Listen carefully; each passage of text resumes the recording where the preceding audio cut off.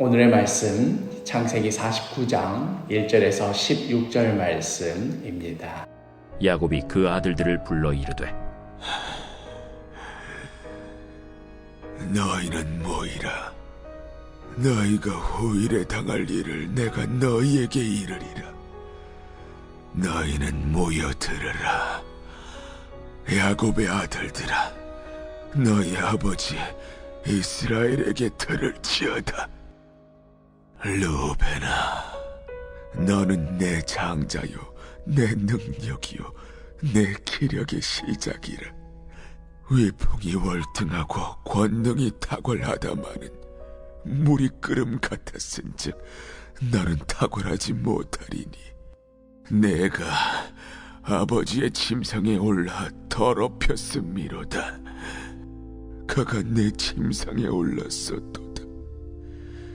시므온과 레위는 형제여, 그들의 칼은 폭력의 도구로다. 내 호나 그들의 모의에 상관하지 말지어다. 내 영광아, 그들의 집회에 참여하지 말지어다. 그들의 분노대로 사람을 죽이고 그들의 혈기대로 소의 발목 힘줄을 끊었음이로다. 그 노여움이 혹독하니 저주를 받을 것이요, 분기가 맹렬하니 저주를 받을 것이라. 내가 그들을 야곱 중에서 나누며 이스라엘 중에서 흩으리로다. 유다야, 너는 내 형제의 찬송이 될지라. 내 손이 내 원수의 목을 잡을 것이요, 내 아버지의 아들들이 내 앞에 절하리로다. 유다는 사자 새끼로다. 내 아들아, 너는 움킨 것을 찢고 올라갔도다. 그가 엎드리고 웅크림이 수사자 같고 암사자 같으니 누가 그를 범할 수 있으리야. 규가 유대를 떠나지 아니하며 통치자의 지팡이가 그 발 사이에서 떠나지 아니하기를 실로가 오시기까지 이르리니 그에게 모든 백성이 복종하리로다. 그의 나귀를 포도나무에 매며 그의 암나귀 새끼를 아름다운 포도나무에 맬 것이며, 또 그 옷을 포도주에 빨며 그의 복장을 포도즙에 빨리로다. 그의 눈은 포도주로 인하여 붉겠고 그의 일은 우유로 말미암아 희리로다. 스불론은 해변에 거주하리니 그곳은 뱀에는 해변이라. 그의 경계가 시돈까지리로다. 이사갈은 양의 우리 사이에 꿇어 앉은 건장한 나귀로다. 그는 쉴 곳을 보고 좋게 여기며 토지를 보고 아름답게 여기고 어깨를 내려 짐을 메고 앞제 아래에서 섬기리로다. 다는 이스라엘의 한 지파같이 그의 백성을 심판하리로다. 아브라함으로부터 시작하여서 이삭으로 또 야곱으로 이어지는 이 복이 어떻게 그 후손들에게 이어졌는가 하는 것을 간단히 살펴보면, 아브라함의 경우에는 약속의 자녀이어야 한다. 그 복을 이어받는 자가 약속의 자녀이어야 한다 하는 것이 매우 중요했습니다. 하나님의 약속 하나 믿고 고향 친척 아비집을 떠나서 정말 알지도 못하는 땅에 가서 나그네의 삶을 사는데, 그것도 그냥 나그네도 아니고 자녀가 하나도 없는 그런 상태에서 나그네의 삶을 살았지요. 그러면서 내가 너로 큰 민족을 이루며 이 모든 땅을 너에게 주리라 하는 그 약속을 굳게 신뢰하는가, 이것이 아브라함 생애에 있어서 매우 중요한 문제였으며, 또 그 일을 이루어가는 과정에 있어서 이스마엘을 비롯하여서 아브라함의 모든 인간적인 시도로 얻었던 다른 아들들이 있었음에도 불구하고 아브라함의 약속을 이어받는 자는 오직 그 약속의 자녀 이삭이어야만 했습니다. 그래서 아브라함 생애의 가장 큰 고민은 과연 이 약속의 자녀, 이 언약의 후손이 태어날 것인가? 아브라함도 늙고 사라도 늙었는데 진짜로 하나님의 약속이 이루어질까? 이것이 큰 도전이었지. 과연 이 많은 자식들 중에 누가 약속의 자녀일까? 이런 고민은 전혀 없었습니다. 그렇게 해서 이제 이삭의 시대로 자연스럽게 넘어갑니다. 이삭에게는 에서와 야곱 두 자녀가 있었지요. 이삭 본인이야 따로 고민할 필요 없이 언약을 이어받을 자로서 자기가 정말 하나님의 그 약속대로 아브라함이 100살이 되는 해에 태어난 아들이니까요. 큰 고민 없이 확정이 되었기에 그런 선택의 여지가 없었지만 이제 이삭의 경우에는 자신의 두 아들 에서와 야곱 중에 누가 언약을 받게 해야 하나 이런 고민이 있었겠지요.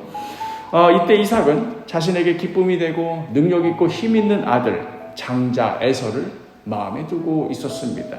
그러나 성경은 분명히 이야기하고 있지요. 이미 에서와 야곱이 태어나기도 전에 하나님께서 말씀 주시기를 큰 자가 작은 자를 섬기리라 이렇게 말씀하시면서 사람의 뜻이 아니라 하나님의 뜻에 따라서 이 약속이 이루어져 감을 분명히 합니다.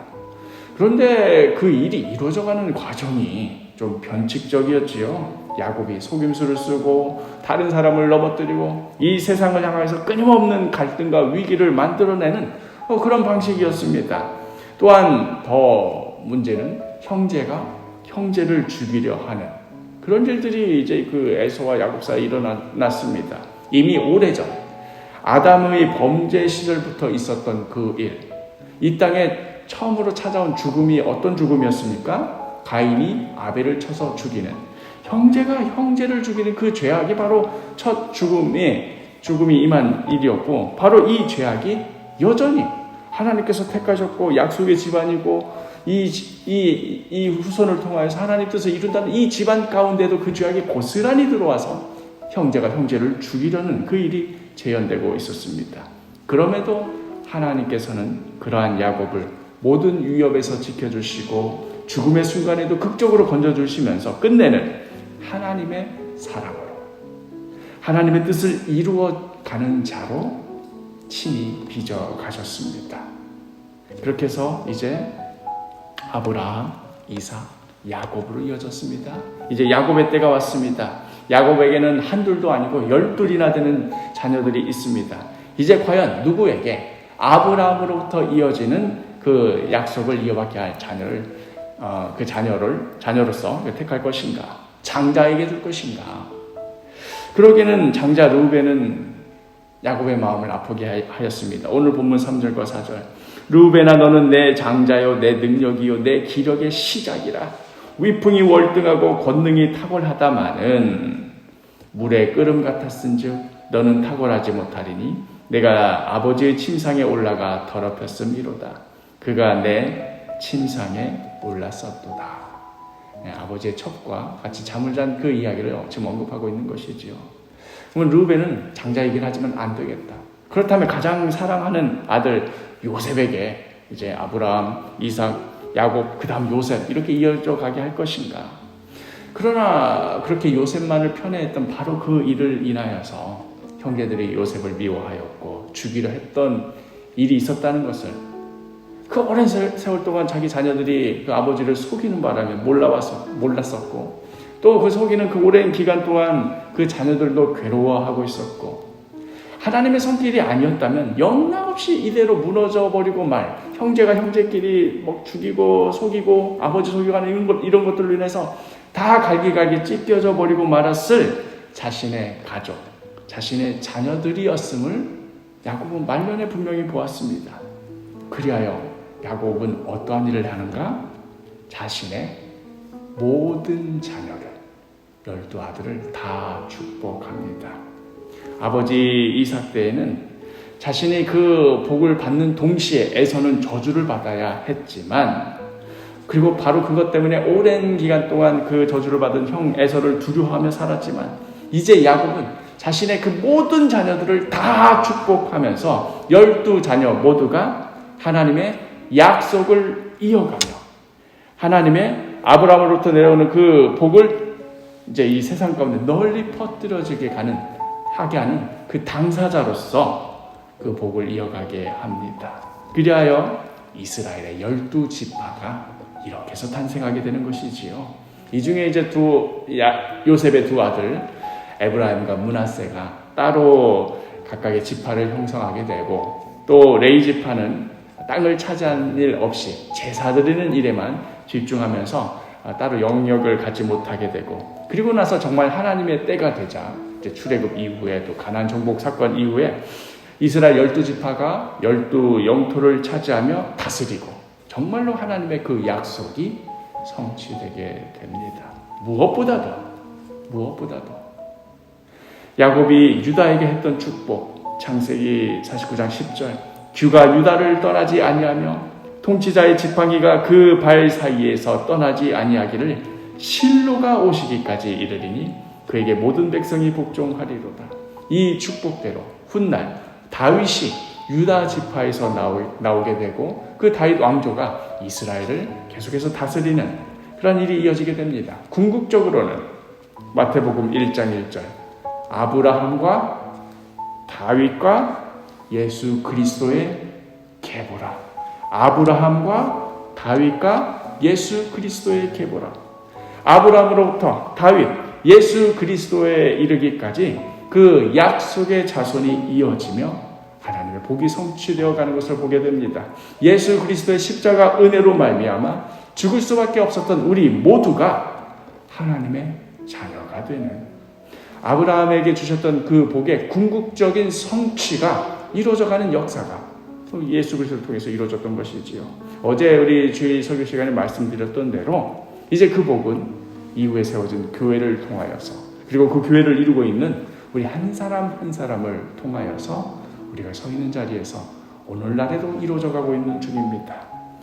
하나님의 자녀로 부르심을 받은 우리 모두 오늘 하루도 우리가 서 있는 그 자리에서 어제 말씀대로 제단을 쌓고 또 우물을 파면서 이 세상 가운데 소금과 빛의 역할을 감당해 나가는 복된 하루가 되기를 간절히 축복합니다.